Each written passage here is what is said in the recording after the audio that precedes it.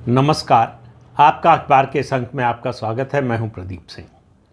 संसद का मानसून सत्र शुरू हो गया आज से, जिसमें बजट भी पेश किया जाएगा। आपको मालूम है कि इससे पहले जो फरवरी में सत्र हुआ था बजट सत्र, वो अंतरिम बजट उसमें पेश किया गया था। इस सत्र में फुल फ्लेज्ड बजट जो है, और कह सकते हैं कि मोदी सरकार 3.0 का पहला बजट जो है पेश होगा इस सत्र में, और कल ही होगा 23 तारीख को, 23 जुलाई को। तो बजट आएगा तो उसके बाद उस पर बजट पर बात करेंगे। लेकिन आज जो संसद का सत्र शुरू हुआ और पिछला जो छोटा सा सत्र था, पहला सत्र, जिसमें स्पीकर का चुनाव हुआ और सदस्यों को शपथ दिलाई गई, उसके बाद जो चर्चाएं हुई, उससे जो दृश्य दिखाई दिया था और आज का दृश्य, दोनों में बहुत बड़ा फर्क नज़र आया।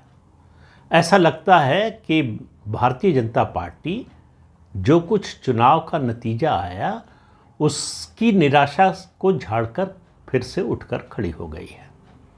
और विपक्ष, जिसे लग रहा था कि वो हारा नहीं है, जीत गया है, उसको फिर से जो है, भले ही कह ना रहे हों, लेकिन एहसास हुआ है कि वो जीते नहीं हैं, हारे ही हैं। आज राहुल गांधी ने जिस तरह से आक्रमण करने की कोशिश की, उससे पहले टोन जो है सेट किया इस संसद सत्र का प्रधानमंत्री नरेंद्र मोदी ने। जो रवायत है वो लोकसभा में जाने से पहले जो है मीडिया से बात करते हैं, एक छोटा सा स्टेटमेंट देते हैं, उसमें उन्होंने सीधा विपक्ष पर हमला किया। उन्होंने कहा कि इस देश के प्रधानमंत्री को 2.5 घंटे तक बोलने नहीं दिया गया, उनकी आवाज़ दबाने की कोशिश हुई, उनका गला घोंटने की कोशिश हुई। और जब आपके पास मुद्दे नहीं होते हैं, आपको अपनी विफलता छुपानी होती है, तब आप इस तरह की हरकतें करते हैं। तो उन्होंने कहा कि उम्मीद करते हैं कि एक और नेक इरादे से ये सत्र चलेगा।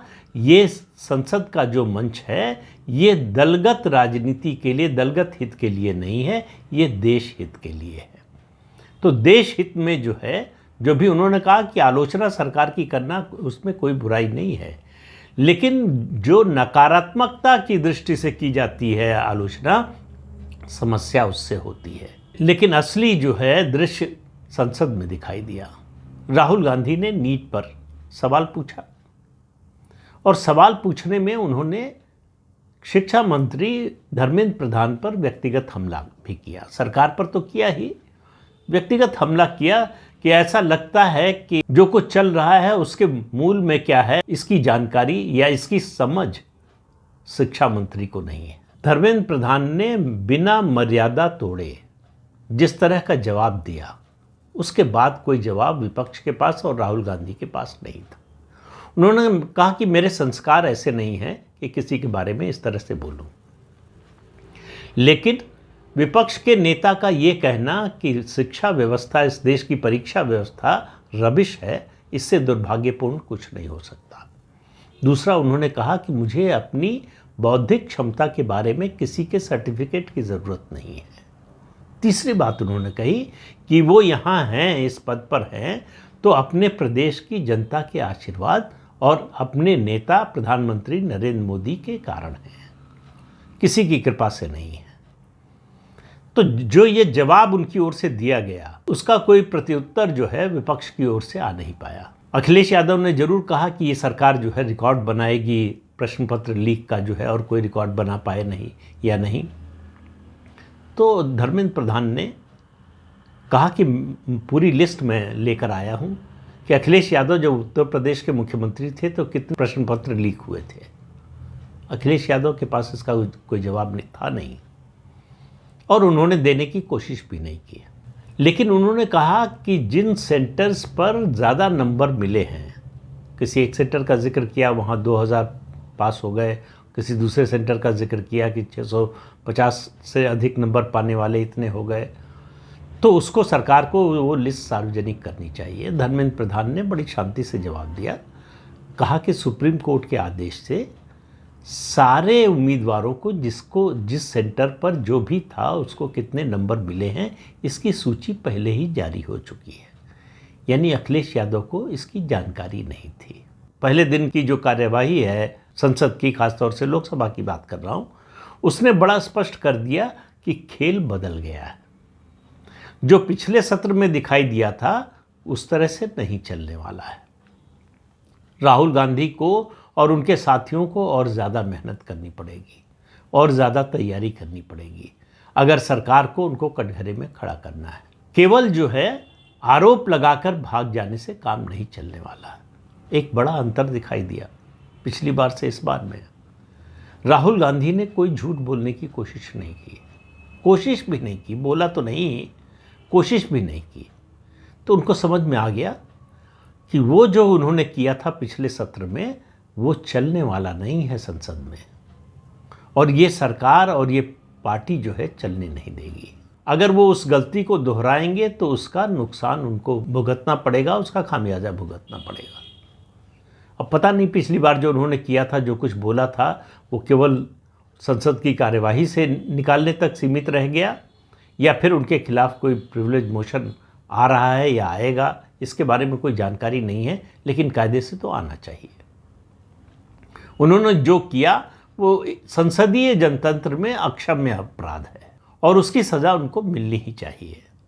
लेकिन ये सरकार पर और स्पीकर पर ख़ास तौर से निर्भर है कि वो किस तरह का निर्णय लेते हैं, क्या फैसला करते हैं। और स्पीकर को बहुत सी बातों का ध्यान रखना होता है।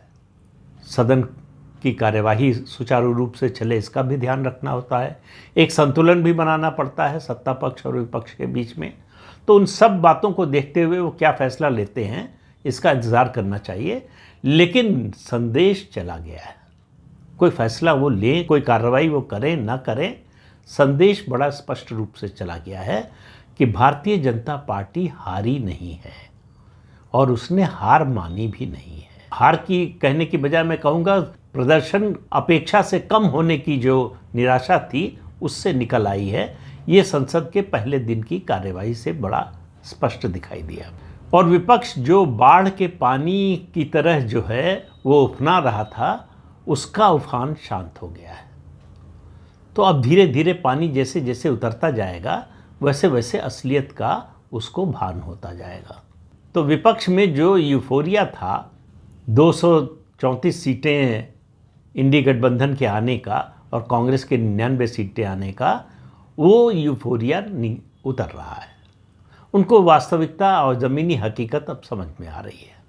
उनको लग रहा है कि दरअसल वो जीते नहीं हैं। कांग्रेस की सीटें 52 थी, 52 थी पिछले लोकसभा में, इस बार 99 हुई है, 100 भी पार नहीं कर पाए।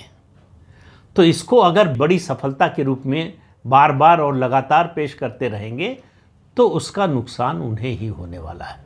तो प्रधानमंत्री ने अपने शुरुआती उद्बोधन में संसद के बाहर जो कुछ कहा उससे उन्होंने स्पष्ट कर दिया, एक साफ संदेश दे दिया कि सत्ता पक्ष झुकने को तैयार नहीं है।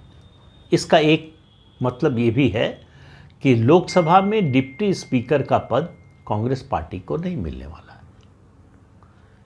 पहले भी नहीं लग रहा था कि मिलेगा और अब भी जो है, देखिए मैंने पहले भी कहा था पिछले वीडियो में जब पहले सत्र के बारे में बनाया था कि अगर भारतीय जनता पार्टी लोकसभा उपाध्यक्ष का पद कांग्रेस को देने को तैयार हो जाती तो वो उसकी हार होती है। एक तरह से ये मान लिया जाता कि उसने ग्राउंड कंसीड कर दिया है, अब विपक्ष को जो है मौका दे दिया है और वो हार की मानसिकता से ग्रस्त है। लेकिन वो फैसला नहीं लिया भारतीय जनता पार्टी ने और मोदी सरकार ने। ये उसकी बड़ी जीत है। ये बड़ा संदेश था कि हमारी सीटें भले कम हो गई हों लेकिन हम कमज़ोर नहीं हुए हैं। उपाध्यक्ष का पद देना मतलब परंपरा के अनुसार जो है वो विपक्ष को मिलता है, मिल जाता तो कोई हर्ज नहीं होता। लेकिन जिस तरह से लोकसभा अध्यक्ष के चुनाव में चुनौती दी विपक्ष ने और ख़ास तौर से कांग्रेस पार्टी ने, जिस तरह से उसको फिर जाति में ले जाने की कोशिश की, जिस तरह से उसके आधार पर एक माहौल, एक नैरेटिव बनाने की कोशिश की, तो न माहौल बना, न नैरेटिव बना और न ही उपाध्यक्ष का पद अब मिलने वाला है। ये भारतीय जनता पार्टी ने और मोदी सरकार ने बड़ा स्पष्ट कर दिया है। किसको मिलेगा, हो सकता है किसी को न मिले। 2019 से 2024 के बीच में कोई उपाध्यक्ष नहीं था, हो सकता अब भी ना हो सकता अब हो। अगर अब कोई उपाध्यक्ष बनेगा तो इस बात की संभावना ज़्यादा है कि भारतीय जनता पार्टी के जो सहयोगी दल हैं, यानी राष्ट्रीय जनतांत्रिक गठबंधन एनडीए के जो सहयोगी दल हैं, उनमें से किसी को मिल सकता है।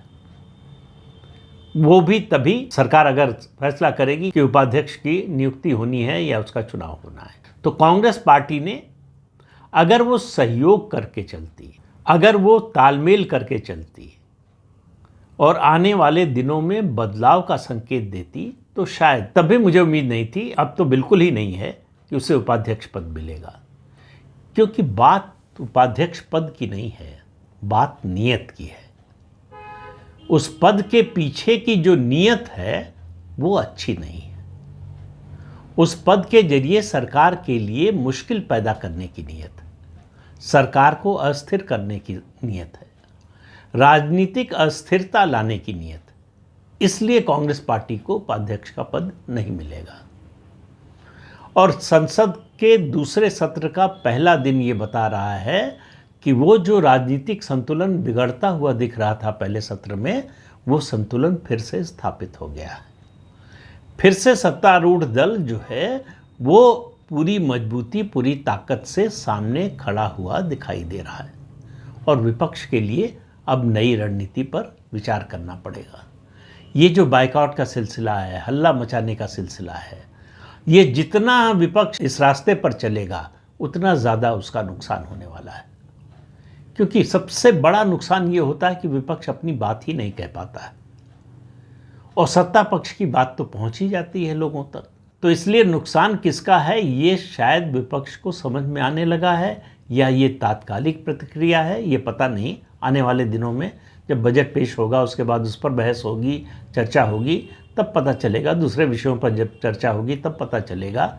आज नीट के मुद्दे पर जो प्रश्नकाल में चर्चा हुई, दूसरी बात, हमेशा जब विपक्ष हावी होने की कोशिश करता है, सरकार को झुकाने की कोशिश करता है, तो उसकी पहली मांग, संसद सत्र के दौरान की कह रहा हूँ, पहली मांग होती है प्रश्नकाल को स्थगित करके महत्वपूर्ण विषय, किसी भी जो भी महत्वपूर्ण विषय उसे लगता हो उसको उठाने की, जिसको कार्य स्थगन प्रस्ताव कहते हैं। तो संसद का प्रश्नकाल सुचारू रूप से चला। आज मैंने लोकसभा का देखा, राज्यसभा का देखा नहीं, इसलिए उसके बारे में नहीं कहूँगा। लोकसभा का जो है प्रश्नकाल सुचारू रूप से चला। इसका मतलब है कि जो ज़मीनी सच्चाई है उसका एहसास विपक्ष को होने लगा है। उसको मालूम है कि हल्ला हंगामा करके, प्रधानमंत्री को बोलने से रोक कर, या उनको बोलने से रोकने की कोशिश, या उनको लोग सुन न पाएँ इसकी कोशिश करने से कोई फ़ायदा नहीं होने वाला, नुकसान ही होने वाला है। कुल मिलाकर जो स्थिति बनी है उसमें फिर से भारतीय जनता पार्टी और ख़ास तौर से एनडीए आगे दिखाई दे रहा है। एनडीए के अंदर जो दरार खोजने की या पैदा करने की विपक्षी दलों की कोशिश थी, उसमें अभी तक वो बुरी तरह से नाकाम रहे हैं और आगे उनको कोई सफलता मिलेगी ऐसा लग नहीं रहा है। तो कुल मिलाकर संसद में सत्ता पक्ष और विपक्ष के बीच का जैसा संतुलन होना चाहिए वैसा संतुलन स्थापित होता हुआ दिखाई दे रहा है। और इतने कम समय में इस तरह से निराशा के माहौल से निकलना भारतीय जनता पार्टी के लिए शुभ संकेत है। तो इस अंक में इतना ही। अगले अंक में फिर मिलेंगे किसी नए मुद्दे के साथ। तब तक के लिए अनुमति दीजिए। आपसे अनुरोध है कि ये चैनल देखिए, शेयर कीजिए, लाइक कीजिए और सब्सक्राइब ज़रूर कीजिए। नमस्कार।